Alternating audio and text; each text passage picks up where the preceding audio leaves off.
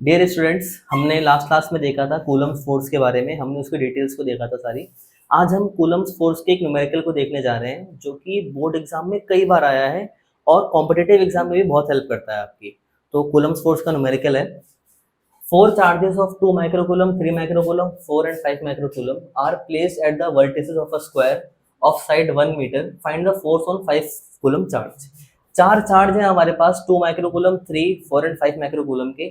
चारों एक स्क्वायर के वर्टिसेस पे रखे गए हैं और स्क्वायर की साइड कितनी है? 1 मीटर। तो ये साइड हो गई हमारी 1 metre, 1 metre, 1 metre and 1 metre. आपसे पूछा गया है कि इस 5 माइक्रोकूलम वाले चार्ज पे बताइए फोर्स कितना लगेगा। तो बच्चों, ये जो सारे चार्ज है वो कैसे चार्ज है? पॉजिटिव चार्ज है। इस 5 माइक्रोकूलम वाला चार्ज मैंने नेमिंग कर रखी है इसको ए, बी, सी एंड डी। तो ये जो डी वाला चार्ज है 5 माइक्रोकूलम वाला, इस पे कौन कौन फोर्स लगाएगा? ए वाला फोर्स लगाएगा, बी वाला फोर्स लगाएगा, सी वाला फोर्स लगाएगा। तो पहले हम इन सभी फोर्स के डायरेक्शन बना लेते हैं। तो ए वाला चार्ज हमारा कैसा है? पॉजिटिव। और ये डी वाला भी कैसा है? Positive. According to universal law of electrostatic, A और डी पॉजिटिव प्लस प्लस के बीच क्या होगा? रिपल्शन। तो ये ए वाला चार्ज डी वाले को कहाँ पे रिपेल करेगा? धक्का देगा भाई, इस साइड धक्का देगा। इसको बोलते हैं फोर्स ड्यू टू चार्ज ए। इसको मैंने नाम दे दिया एफ ऑफ ए। सी वाले को देखते हैं, ये वाला भी पॉजिटिव, ये वाला भी पॉजिटिव। ये इसको कहाँ पे रिपेल करेगा? ऊपर की तरफ। तो ये हो जाएगा, इसको मैं हटा रहा हूँ थोड़ी देर के लिए। तो ये हो जाएगा force due to charge C. और ये जो बी वाला है ये भी पॉजिटिव है, ये भी पॉजिटिव है, लेकिन इसका जो लाइन ऑफ मोशन है वो कैसे होगा? वो कुछ इस टाइप से होगा। और ये इस पे कहाँ फोर्स लगाएगा? बाहर की तरफ। तो ये हो जाएगा force due to charge B. हमारे पास तीनों फोर्स की डायरेक्शन आ गई। अब क्योंकि फोर्स एक वेक्टर क्वांटिटी है तो हम इन तीनों को एज अ वेक्टर सॉल्व करेंगे। तो 3 वेक्टर सॉल्व करने हैं, वो हम देखेंगे अभी आगे कैसे करते हैं। उसके पहले इन तीनों फोर्स की वैल्यू लिखते हैं। तो पहले लिखते हैं ए वाले की। तो force due to charge at A. फोर्स का फॉर्मूला क्या होता है? F इज इक्वल टू के Q1 Q2 by r square. तो F कितना हो गया? ये के। ए वाले की वजह से कितना चार्ज है? 2 माइक्रो। किस पे निकाल रहे हैं? 5 माइक्रो। इनके बीच की दूरी कितनी है? 1 मीटर। तो 1 का स्क्वायर। तो ये कितना निकल के आ गया? के इंटू 10।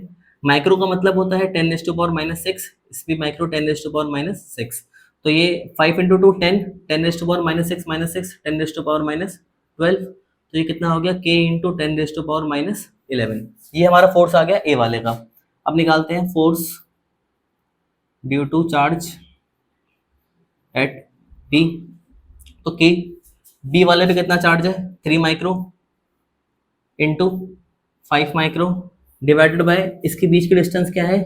ये वाली डिस्टेंस है। और हम जानते हैं किसी भी स्क्वायर के अंदर जो डायगोनल की लेंथ होती है वो होती है √2 टाइम्स ऑफ साइड। तो इसकी साइड कितनी है? 1 मीटर। तो डायगोनल की लेंथ कितनी हो जाएगी? √2 इंटू 1 यानी कि √2 मीटर।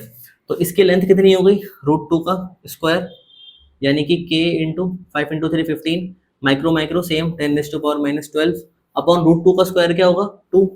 तो जब इसको सॉल्व करेंगे तो 15/2 कितना आ जाएगा? ये 7.5। तो ये हो गया 7.5 के इंटू 10⁻12। हम इसे सिंपल करते हैं, जैसे इसमें 10⁻11 है तो इसमें पावर 11 बनाते हैं। जब इसे 10⁻11 बनाएंगे तो एक पॉइंट पीछे जाएगा। तो ये कितना हो जाएगा आपका? 0.75 के इंटू 10⁻11। यहाँ तक ठीक है सभी को? अगला देखते हैं, force due to charge at C. तो के पहला चार्ज कितना? 4 माइक्रो। दूसरा चार्ज कितना? 5 माइक्रो। उनके बीच की दूरी कितनी? 1 मीटर। तो 1 का स्क्वायर। तो ये के into 5 into 4 20 into micro micro same 10⁻12 upon में 1। तो ये कितना हो जाएगा? इसमें भी एक सेम करते हैं हम, एक पावर पीछे ले जाके। तो ये 2k इंटू 10⁻11। ये हमारे 3 फोर्स निकल के आ गए। अब हमें इन तीनों को सॉल्व करना है। तो यहाँ पे हमें देखिए 3 वेक्टर सॉल्व करने हैं। तो आपने अभी तक एक पढ़ा होगा parallelogram law of vector addition, triangle law of vector addition. इन दोनों में हमेशा 2 फोर्स को लेकर सॉल्व किया जाता है, लेकिन हमारे पास यहाँ पे कितने वेक्टर हैं? 3 वेक्टर हैं। तो 3 वेक्टर को सॉल्व करने का बेसिक सा तरीका है, जैसा आपने बचपन में बहुत सारे क्वेश्चन किए होंगे। लेट अस सपोज अगर आपको ऐड करने को दिया जाए 2 + 3 + 4, तो कैसे ऐड करते थे आप इसको बचपन में? आप पहले 2 और 3 को ऐड करके कितना लिखेंगे? 5। फिर 5 और 4 को ऐड करके लिखेंगे 9। या फिर आप इन दोनों को ऐड करेंगे, लास्ट में जो आएगा उसको इससे ऐड करेंगे। कभी भी तीन चीज का एडिशन अगर करना होता था तो किन्हीं दो का पहले करते थे, फिर उसमें जो आता था उसे थर्ड वाले का करते थे। सेम काम हम इसमें भी करेंगे। यहाँ पे पहले हम ए और सी वाले को सॉल्व करते हैं, फिर जो आएगा उसको हम बी वाले से सॉल्व करेंगे। तो ए और सी को सॉल्व करने के लिए एक पैरेललोग्राम बनाते हैं। इस पैरेललोग्राम का जो डायगोनल होगा वो क्या बताएगा, इसका रिजल्टेंट बताएगा। इसका नाम रख देते हैं एफ ए सी। तो net force due to F A and F C. तो पैरेललोग्राम लॉ के हिसाब से कितना क्या फॉर्मूला होता है, रूट ओवर ए स्क्वायर पहले का स्क्वायर प्लस दूसरे का square plus 2 F A F C cos theta. ये फॉर्मूला आता है parallelogram law of vector addition से। थीटा होता है इन दोनों के बीच का एंगल। देख सकते हैं ए और सी के बीच कितना एंगल बन रहा है, ये 90 डिग्री।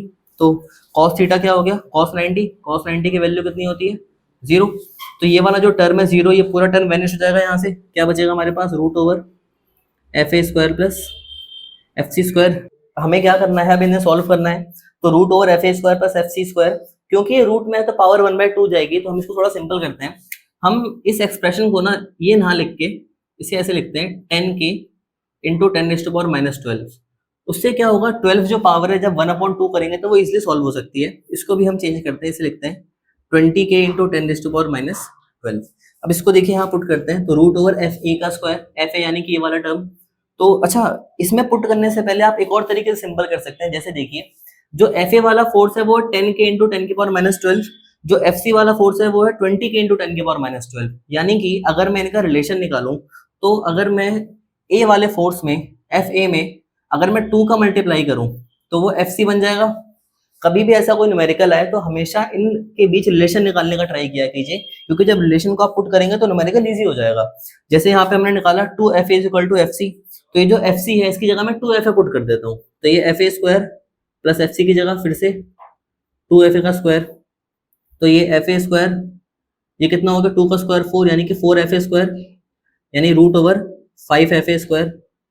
जब इसका अंडर रूट करेंगे तो कितना होगा, रूट 5f इंटू ए। तो हमारा जो एफ ए सी था रिजल्टेंट, वो कितना निकल के आ गया, root 5 into F A. F A कितना है 10k इंटू 10⁻12, ये निकल के आ गया एफ ए सी की वैल्यू। अब हमने एफ ए और एफ सी को सॉल्व करा तो निकल गया एफ ए सी।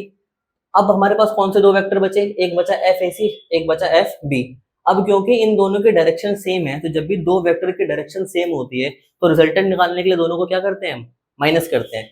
तो रिजल्टेंट निकालते हैं इन दोनों का, रिजल्टेंट ऑफ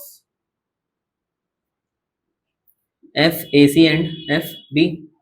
तो एफ आर रिजल्टेंट हो गया, क्या करेंगे दोनों को माइनस, यानी कि F A C minus F B. Simply value put करते हैं, सॉल्व हो जाएगा। एफ ए सी कितना निकल के आया हमारा, रूट 5 इंटू 10k इंटू 10⁻12, और एफ बी कितना है हमारा 0.5k इंटू 10⁻11। इसको भी हम 12 के टर्म्स में लिखते हैं, आसान होगा। तो ये 7.5k इंटू 10⁻12, तो माइनस का 7.5k इंटू 10⁻12। कुछ कॉमन आ रहा है इसमें k इंटू 10⁻12 कॉमन आया।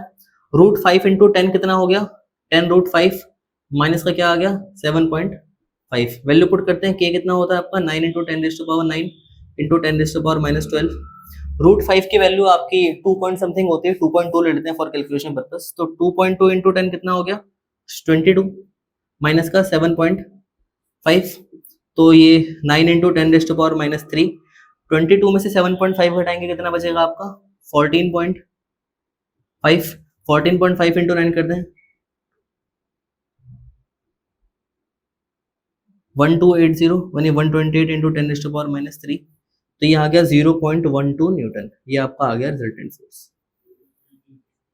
तो इस तरीके से हम एक कॉम्प्लिकेटेड न्यूमेरिकल को सॉल्व करा आज हमने कूलम्ब फोर्स के। अगली क्लास में हम इलेक्ट्रिक फील्ड के बारे में देखेंगे और उसके कुछ न्यूमेरिकल्स के बारे में देखेंगे। Thank you.